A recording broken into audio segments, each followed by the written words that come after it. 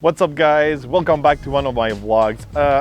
It's been more than a year now I own my GMC Sierra 1500 AT4. The AT4 is brand new for 2019. I love my truck. It sits on 35 inches tires.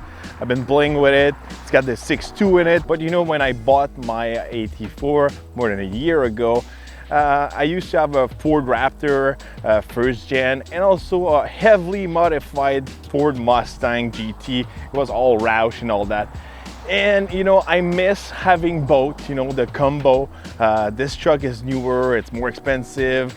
Yes, this one awesome. I like the power and all that. I like the off-road capacity.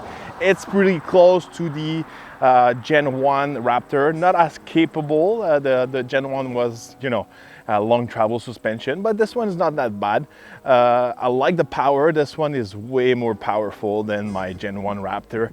So overall, this truck is really practical, really great, good for off-roading and all that, but I miss, having a sport car. I was looking to really modify this truck. It's been tougher than I was expecting. At first buying a GM was like, it's gonna be easy. The engine inside of it is similar to a Camaro or a Corvette, but these new GMs are really hard to crack, really hard to tune, super expensive to tune. I did a little bit of modification on it, wheels, tires, intake, exhaust and all that.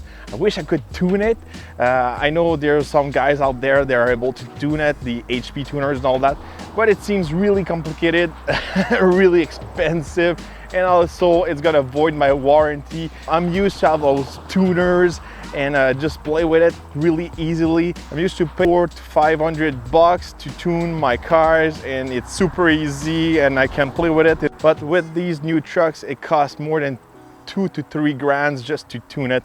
And just for me, it's just too much. So I wish I could add more power, a supercharger or something like that. But this project seems so expensive. I might consider switching for something else.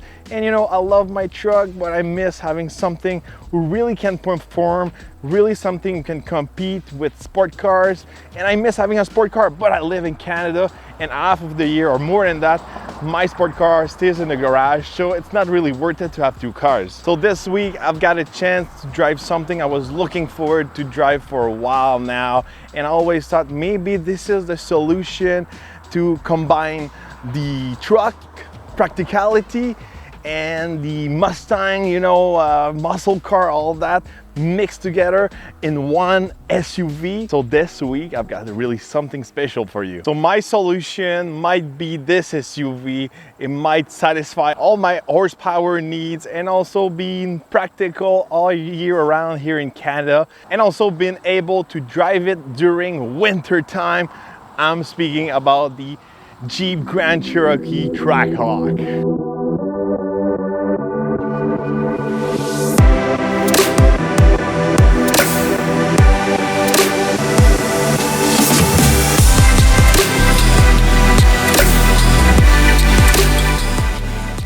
So the Jeep Grand Cherokee Trackhawk is one of the fastest SUVs in the world. If you don't know this truck, under the hood we can find a Hellcat engine. So you get 707 horsepower and 645 foot-pounds of torque.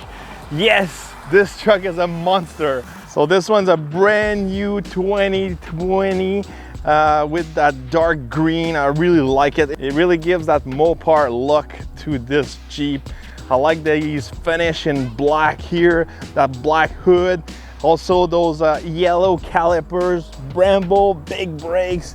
Look at these tires also, those are Pirellis. Chunky, good sidewall, really wide. Everything about this truck is so awesome. And also it's a true sleeper because, if you don't know anything about this truck, it just looks like a Grand Cherokee. But there's a few tips, the front is a little bit different. And also you got the badge on the side and all that. But otherwise, it looks pretty much like a normal Grand Cherokee, except maybe for those quad tips in the back. But still, it doesn't look like something's got so much horsepower. So I always thought, you know, instead of having, you know, a truck and a muscle car or a sport car, you know, having this truck might, you know, do both and be good all year round. I'm gonna go on the road, test it out, see if I'm not disappointed, because usually when I get really excited about a car or I wish to buy it, sometimes, you know, it's been a while I watch like reviews and all that online, but when I drive it, sometimes I'm not impressed or I'm kind of disappointed. So let's see if I like this green monster. Look at those seats. These are one of my favorite seats in the market. I love those seats. You can find those seats just like the Challenger Hellcat Red I drove last year.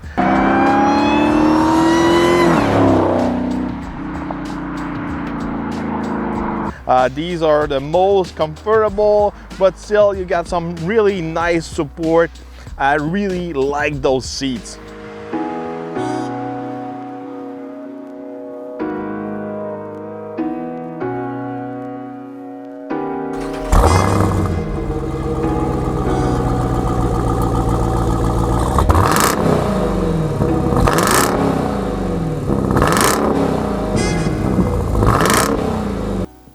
Launch control in the rain.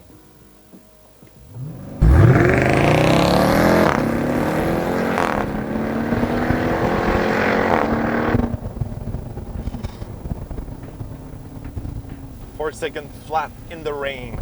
That's pretty good. So behind the wheel of the Jeep Trackhawk, 707 horsepower.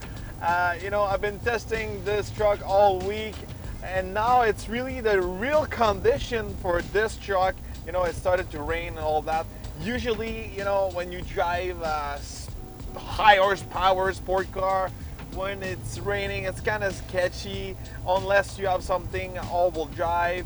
And this is 4x4 all-wheel drive. It's a special performance 4x4, I could say. And this thing hooks up. Wow, I was really surprised. I just did a launch control with it in the rain, and wow, there's nothing to compare it in these conditions, I could say. So, you know, if you're if someone's trying to race against you in some kind of like not the ideal condition, a Trackhawk will destroy pretty much everything. So this week I'm really surprised by the Trackhawk. You know, I'm not disappointed. Usually when I get excited to drive something and it's been a while, I want to drive something, sometimes I'm not impressed, or I'm just like, ugh. It's not as cool as I thought it will be, but it's not the case with the Trackhawk. This thing is just awesome. It does a lot of things just great. It's just awesome to do a lot of things. You know, performance-wise, you know, in a straight line, 0 to 100 and more is just a beast. Handling-wise, for an SUV of 6,600 pounds, it's a great handling for an SUV. Obviously, you don't compare an SUV with a sport car, but still, you get some handling. It's not just like a straight, you know, line kind of car. You've got those awesome tires, awesome setup of wheels, the suspension and all that. It's just, for me, it's just ideal for, you know, launching, acceleration, handling, and comfort. On the road, this thing is just so comfortable.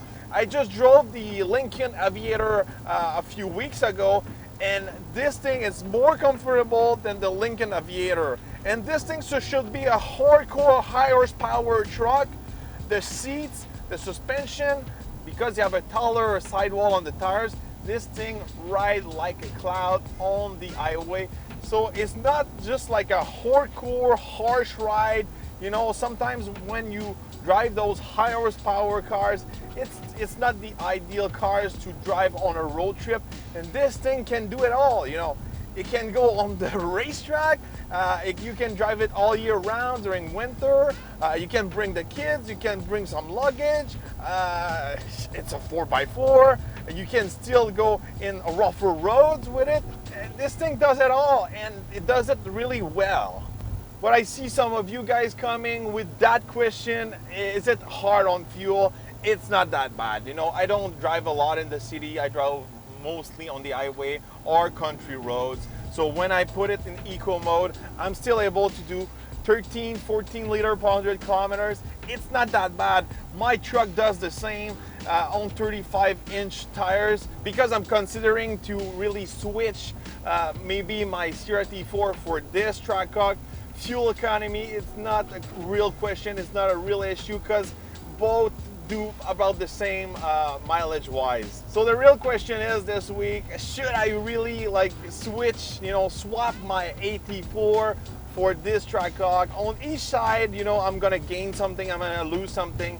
Of course, I'm gonna lose some off-road capacity with this Trackhawk, and it's not as useful with the box, and I can tow up to more than 10,000 pounds with my AT4. Still, this thing can tow 7,200 pounds.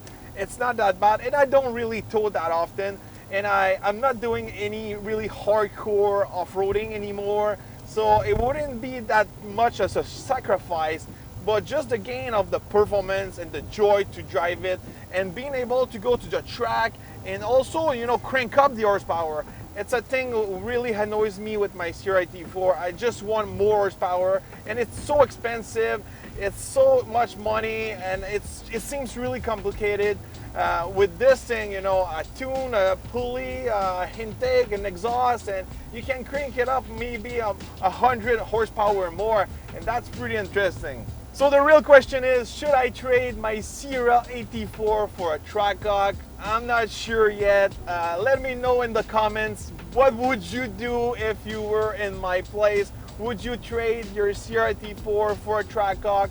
Maybe something, not maybe 136,000 like this one, maybe a used one who's more in the same range of price as my SIERRA AT4.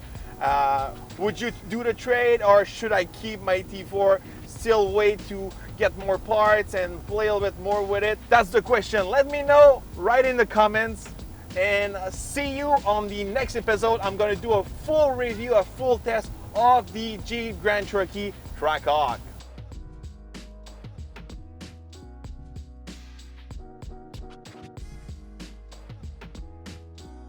Launch control.